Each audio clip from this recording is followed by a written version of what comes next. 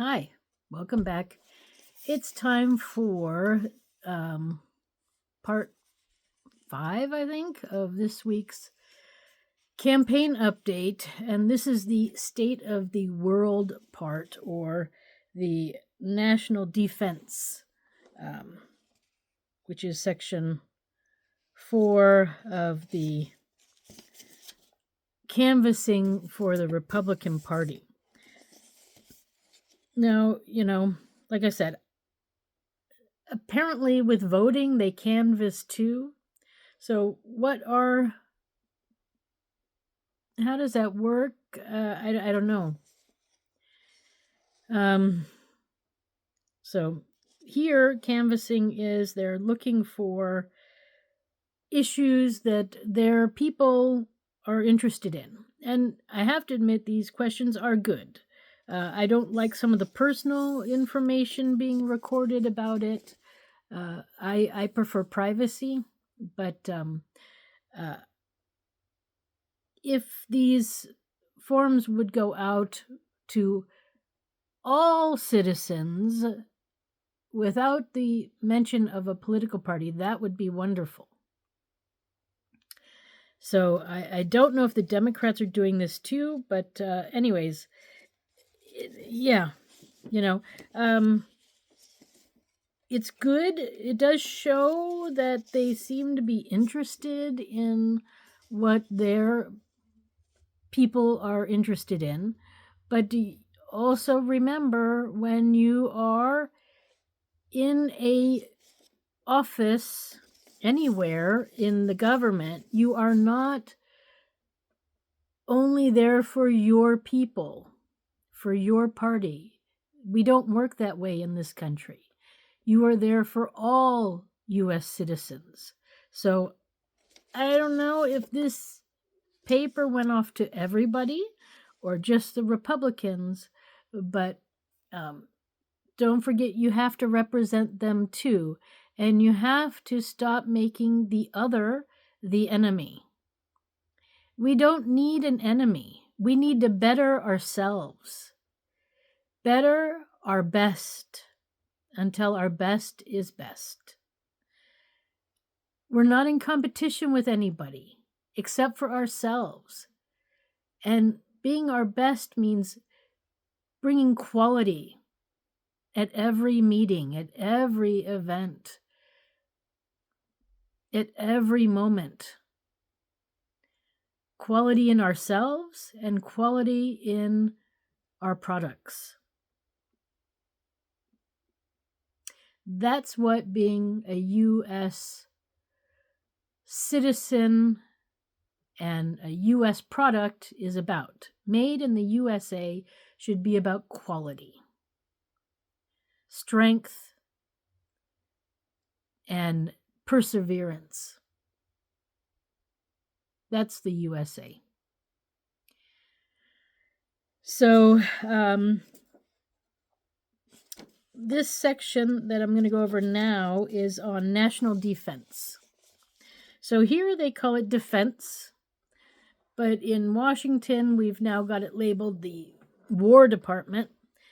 And I mean, technically, prior to World War I, we were a neutral country. I want to go back to that. And according to the Constitution, it says, "We the people, in order to form a more perfect union, establish justice, ensure domestic tranquility, provide for a common defense." It doesn't say provide for a common war. So I am not happy with the change. On the other hand, I think we need to reduce our military presence everywhere. We do not need to be the police of the world. I mean, for many reasons, but it is not our job. It is too much on the taxpayers of the United States. It's not our job. So, what we need to do is we need to get rid of some of these levels. And the Pentagon is a building that it was built for the purpose of the Defense Department, under my understanding. And so they should be there. It should be the headquarters of the defense industry in our country. And we should go back to the Department of Defense, because that's what's in the Constitution. We don't have in there anything about war. And it's a little scary that we now have this War Department, especially with some of the religious fanatics that we have in our country. And I hate to say it, but some of them are in the Republican Party and were voted in to office. So I'm a bit concerned with the escalation of warmongering that is going on. And I am keeping a very close eye on it, because if it escalates too much, then we are moving away from a position of helpfulness and moving towards domination. And I do not agree with the U.S. dominating the world. Sorry. Whether we can or not, that doesn't matter. We don't want it to happen. We are here to share the world with other countries, with all other nations, all other people, and we need to start working together as one world. It doesn't mean we have to globally sell and trade everything with everybody. We tried that, and we found out that's not really working. So we need to take a few steps back and everybody focus on their own country, on finding out what their core values are of their country and becoming more of that country. And that is what we share each with the world. And then we should travel to each other and see what they're doing and see who's succeeding, and maybe we can adjust some of the things we're doing so that we can all rise and be better together. That is my platform. That is my Department of Defense goal. We don't need war. Now, I know we do seem to have still a lot of young men and a few women who are quite angry and violent. And, they need an outlet. But unleashing them on the world to other people's countries, especially ones that maybe have a religion that's different than yours, is unacceptable. We need to find a different way for these people to overcome whatever anger they have in them. And then we need to start immediately. It's a national emergency. We need to start apprenticeships immediately. So we have time between now and when school starts again to get everything rolling. So let's do it. And let's get the country moving in a good way with U.S. citizens who feel valued and respected. And that means our youth as well. So they start learning how to write a resume and pick out career choices. And then they start an apprenticeship. And then the final year, at 17, they all come together again and they learn in their towns and in their counties. They learn about their government and how to be a citizen, an adult citizen, and what it means. And so then at 18, we have a big ceremony and a big prom, and then everybody can go their own way and do their own thing. And so if you're one who wants your child to go to university and college, then that would be that time. And so the structure of our education system is going to be changing a bit, but it's necessary to start creating happier and healthier children who are dedicated to our country and to their families. So, So national defense is what they have written here, which is different than the Department of War, right? So I don't know why it got changed there, but it's kind of, it's a bad sign, in my opinion. And we need to go back to defense, Department of Defense, because that's what's in the Constitution. So, do you agree that our military should be well-funded, trained, and always equipped for any situation? Well, as you know, that's what's in the Constitution. They are supposed to be that. It's not a question. That's the purpose, one of the main purposes of having a federal government, is that the military is well equipped. But we have so many levels of military now, and they're not communicating with each other, and they're duplicating efforts, so that we have like all these double and triple and quadruple things going on, and then nobody's talking to each other. So we need to streamline. We need to have activities going on outside of the country, activities going on inside of the country.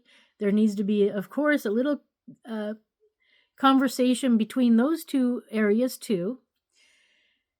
And then we need to have local, state and local interests. And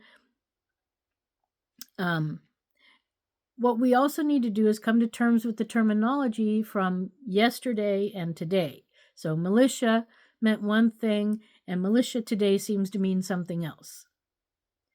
And so we need to organize that a bit better, where it's clearer what we're talking about.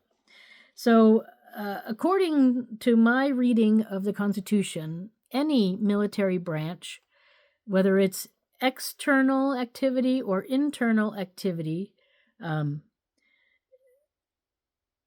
is supposed to be well trained and prepared with modern, but it doesn't have to be top of the line, modern technology of defense. And our stance as a country is to be a defense. We are not aggressors. We are peaceful.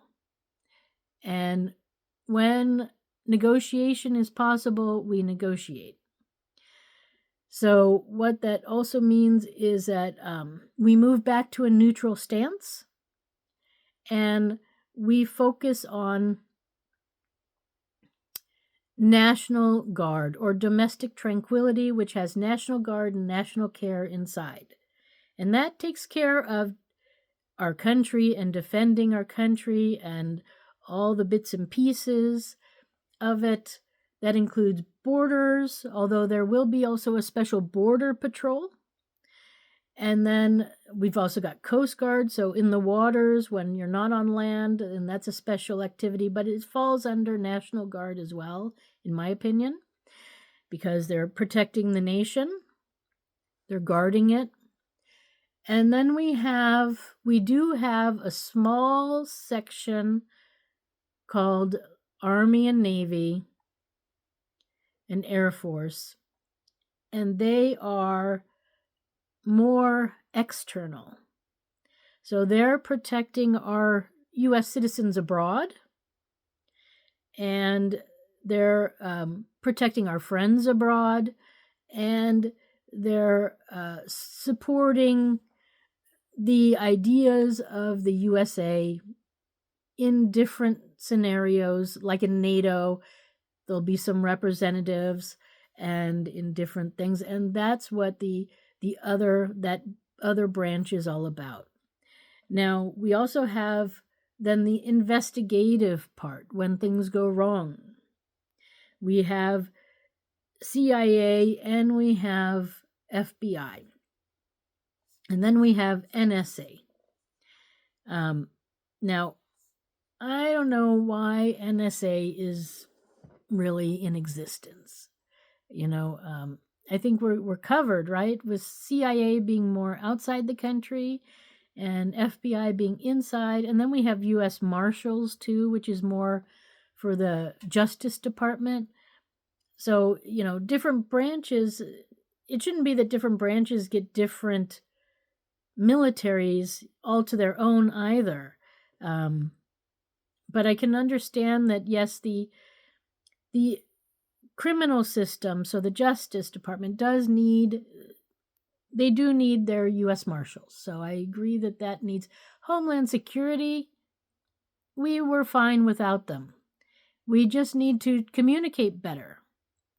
And that's what National Guard is. That's what domestic tranquility is. So we need to dismantle Homeland Security. And we also, in my opinion, need to maybe dismantle NSA.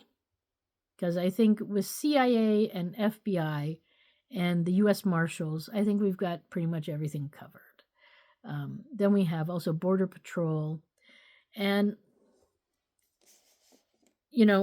we can then move that money to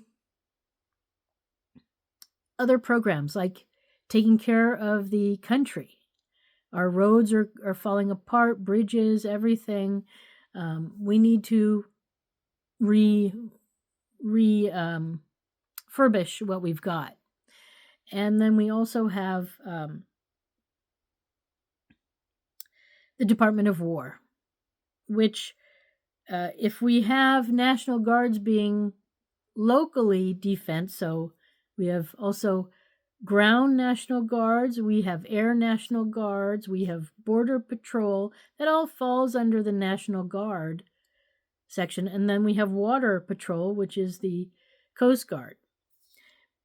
Then on the attacking side, we have then the Army, Navy, although they're also less attacking, and it's more for protection of our people outside of our country, which we have a lot of U.S. citizens living abroad, and they do need protected. And we also have embassies everywhere, and they need to be protected. So we do still need to have these people outside of the country as well, because that is the world we're living in. Now, we can try to call back our citizens, but I don't know if that will work, and I don't really think anybody wants that. We do have regular plane travel, and we like to visit each other's countries and live sometimes a little international. So I don't think we want to lose that ability to go travel to other countries. So that means that we have to keep these things open. And where was I going with this? But we don't need to be the police of the world. So we can cut back a lot of our military spending and move it to national care. And in there, in that umbrella will be where mothers' pay will be, and grandmothers' pay. So care also for the elderly when we take care of also a family member.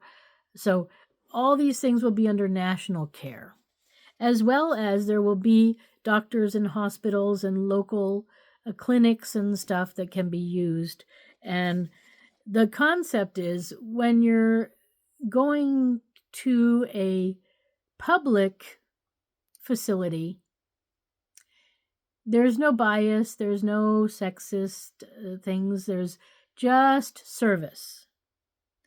When you go to a private thing, the private thing, they can pick and choose and charge whatever they want.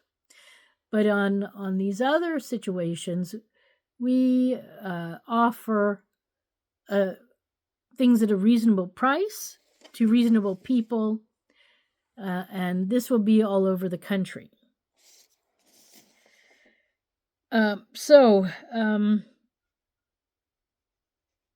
The Second Amendment tells us that our militia needs to be well regulated.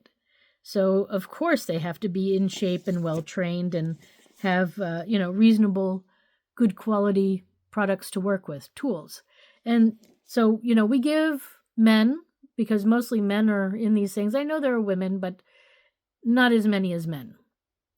And in the day, it was really only men, or mostly men, except for maybe nurses, right? So we give men all the tools they could ever need to run a war. All of them. But what do we give women? To be mothers?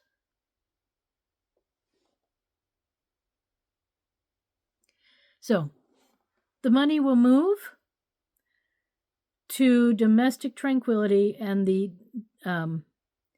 national care.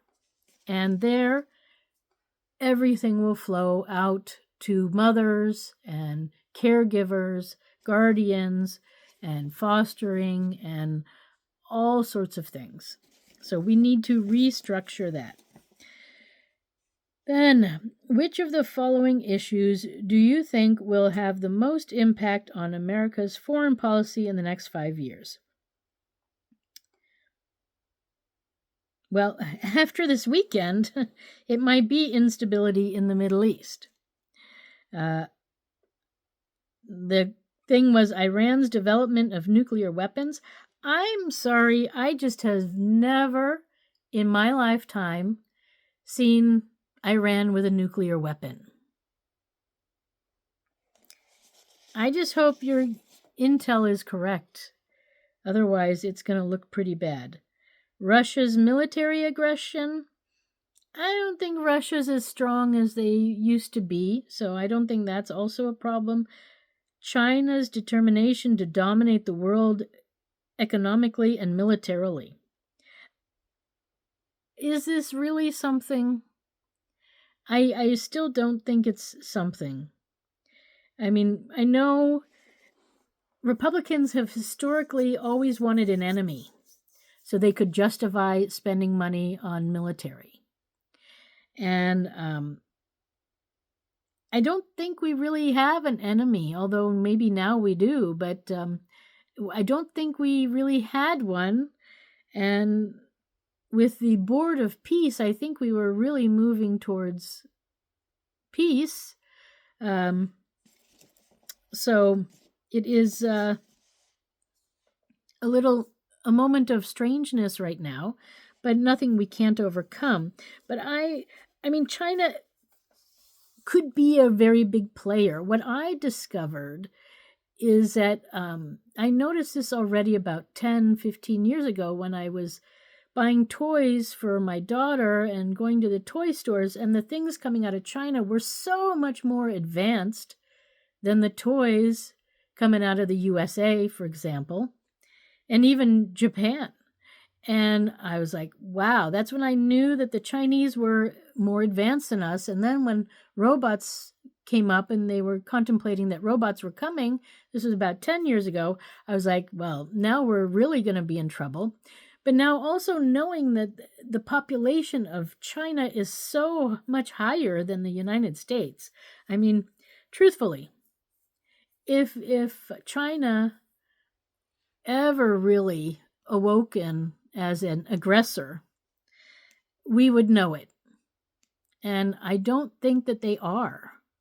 I think that they're like us. I think that they're just trying to take care of their region, and they have issues. They would like certain things back, and that, left in previous administrations, and very similar problems that we're having in our own country. So I think, China is not the new enemy. Russia is not the new enemy. Iran is now absolutely not a new enemy. Although there might be people who don't like us very much right now. But I think you Republicans need to stop trying to find a new enemy. Why don't you just try to develop a quality person in the military who's got mental sanity and is able to still know that sometimes difficult choices will have to be made. It's not difficult. So I recommend that the Republicans stop trying to find an enemy and work with these people, with the Board of Peace, and let's bring regional areas together in a board, a world board, not like the UN where there's like a head who just doesn't do anything but walk around and tell us the obvious. No, we need like a board of world leaders from different regions coming together and discussing world issues like asteroids. What are we going to do if a big asteroid comes and hits the planet? You know? So these are world things. What's going to happen if the hole in the ozone gets bigger? These are issues that we need. What happens if Yosemite National Park blows up into a giant super volcano? You know, these are issues that globally we need to be working on. And so, you know, we don't need some head of the UN who doesn't know a lot trying to tell us past news. The UN is not working anymore. They can be a fact-finding organization. That's what they're good at. They do have good quality people doing research. But other than that, I don't know. And, you know, their approach to setting up countries, I mean, half the world's problems is from things that they've done. So, no, we need to somehow dismantle the UN a little bit. Then, unstable economic markets around the world. No, I don't think that's a big issue. I mean, it could become that with robots, but we have to prepare. That's why we need to get our education system ready for apprenticing so that the kids next year can already start and go through an apprentice program and learn how to do a trade, something useful. Then terrorism around the world. No, I think we got our own terrorism right here in our country. It's not really around the world, and we need to focus on what's happening here. So, again, National Care will help out there and National Guard. But, again, the group of 6 or 7, the Board of World, can come together and deal with terrorism from around the world. Cyber security. This is an issue, but I think if we lead the way with paying mothers, and if we lead the way with creating an apprenticeship program for all young people and people getting back into the workforce and everything and changing countries, if we do all of that, other countries will too. And then we'll have less of these cyber attacks, less aggression, because I think men are aggressive because they were never taught not to be. And by doing an apprenticeship, you'll learn how to behave in a setting with other people, and you'll learn a skill that will give you pride and joy. So something useful, absolutely.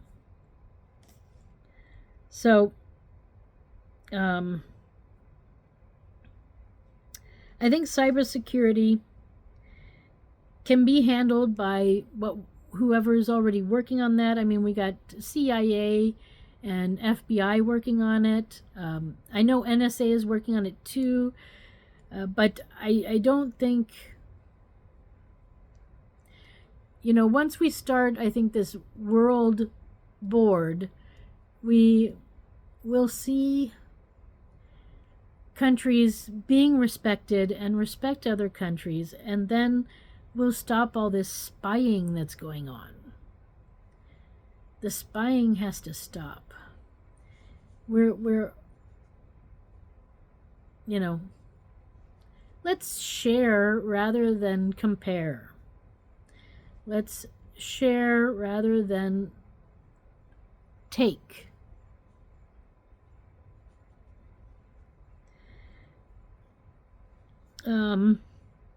Global pandemics. No. And then there's all of the above. No. And then next 5 years, growing industrial military. That's something we can cut back on. Economic globally. Yeah, well, we're already doing that, a reversal, so that's good. And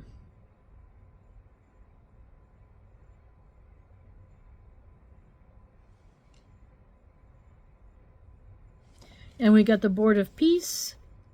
So, in the next 5 years, these will definitely all help the U.S. and the world to move forward, right? Do you agree with President Trump's Peace Through Strength initiative to rebuild our military?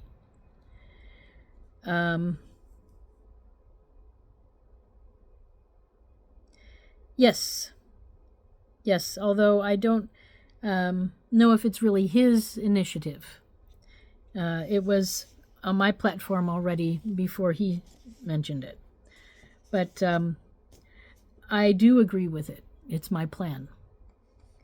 Then, are you concerned that China will invade Taiwan in the next 2 to 5 years?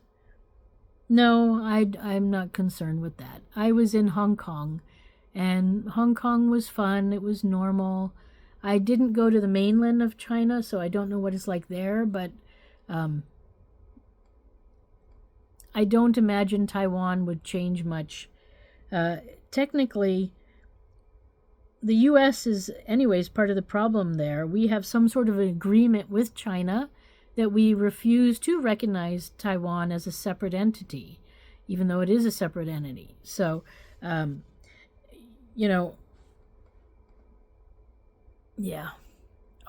Somehow we're supposed to defend it somewhat, but China, it's part of China anyway. So I haven't really looked at the true details of the whole thing, but it's a bit confusing.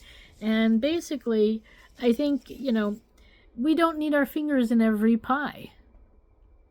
But I don't think that even if China would officially take it back under its wings really completely and say no more voting, I think it would be like Hong Kong. I don't think it would go anywhere else than that. So I think trying to build hate against other countries for the purpose of finding a new enemy out in the world is stupid. And this is what the Republican Party does, and it's stupid, you guys. You got to stop it.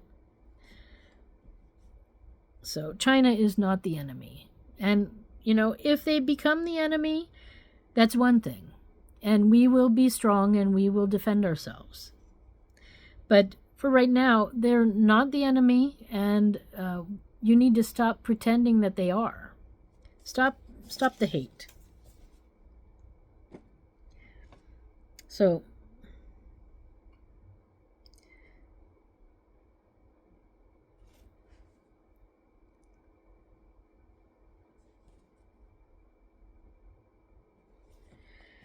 do you agree that it is important for the United States to decree our reliance on China for production of essential products?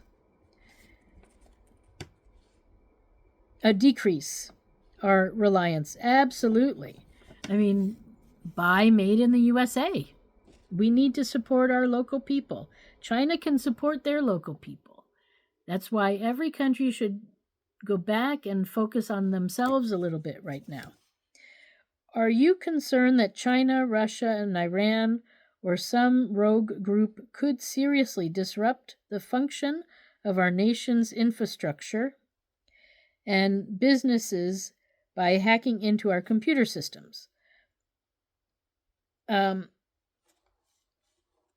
That could be that they could hack in And I know that they have, but again, I think once we learn to teach people that us versus them is not getting us anywhere, then we'll have better relationships all around, and these things won't be happening.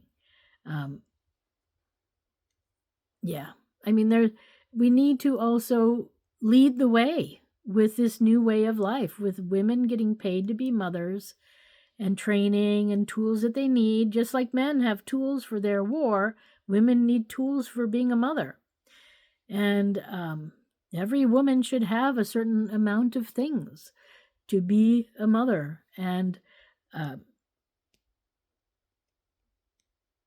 yeah.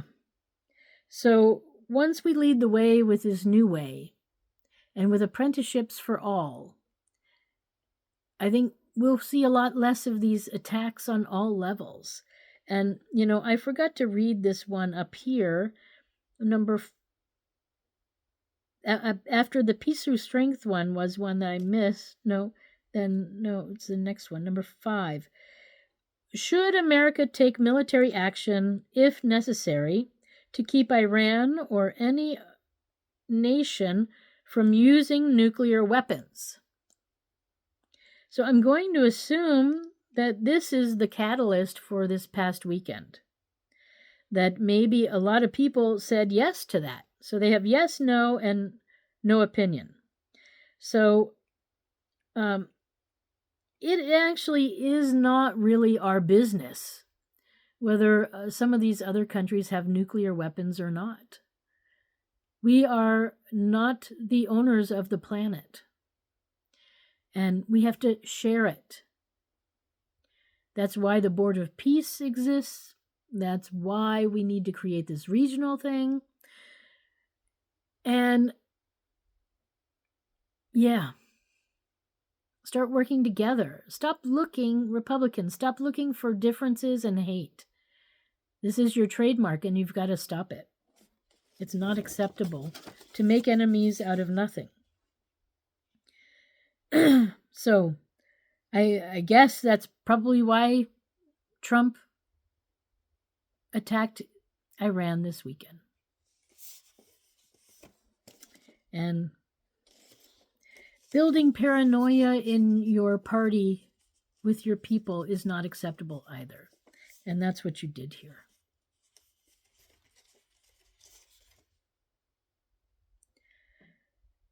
So, do you believe the U.S. should commit to fully fund a missile defense shield for our nation to protect us from future missile threats?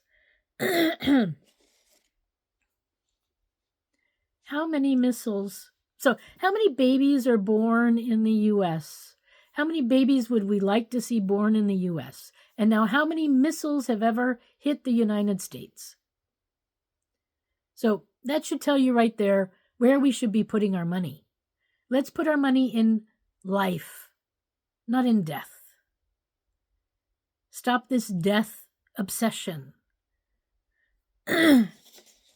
We don't have so many missiles coming at us, and the ones that do, we can probably knock out of the air no problem, between airplanes or between our missiles of our own. So just stop it. This is ridiculous. Absolutely ridiculous. What we need to be concerned about is an asteroid hitting the planet. That's what we should be focusing on.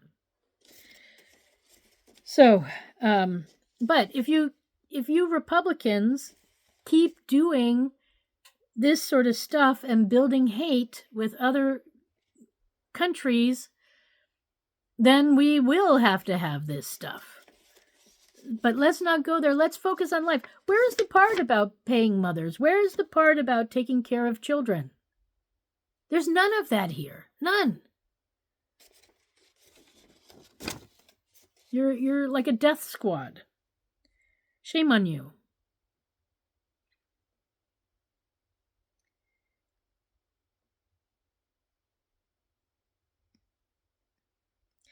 Do you agree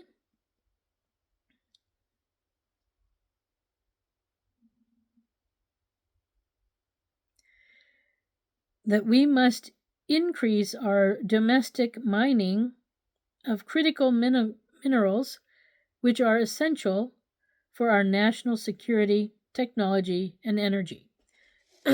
So I do agree that we have, truthfully, we have everything we need right here in our own country. We don't need minerals from other sources. We are perfectly fine to do our own thing. And I think we need to. We are a country in need of work on our people and on our infrastructure. And let's give our people jobs. Why are we outsourcing everything? What I will say is that West Virginia has been constantly used and abused by the mineral industry. And I think what we really want to do is go dig someplace else. We're a small state. We have had so many industries come in and take their things and then go, and they're destroying our state. So I think, try another state. There's plenty of empty places where you can go digging and find lots of stuff. So stop with the West Virginia attack. I also. So, but yeah, we have plenty here in the U.S., and there's no need to go abroad. No.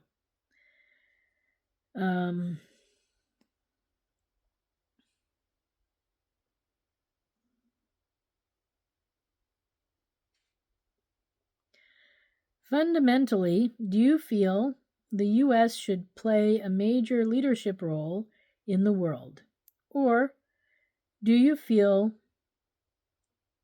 we should concern ourselves only with the matters of immediate national interest? Well, most of this conversation has been about my feelings on that. But again, maybe people marked a leadership role. I mark concern ourselves with only our matters of national interest. I don't mean only, although that's what it says, only. So I think we also have obligations to our friends. But yes, we can lead, but we don't have to police. Leave the policing to the different regions and the heads of those regions.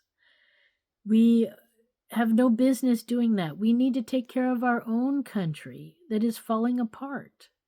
So this is where we are. This is also the end of the national defense canvassing.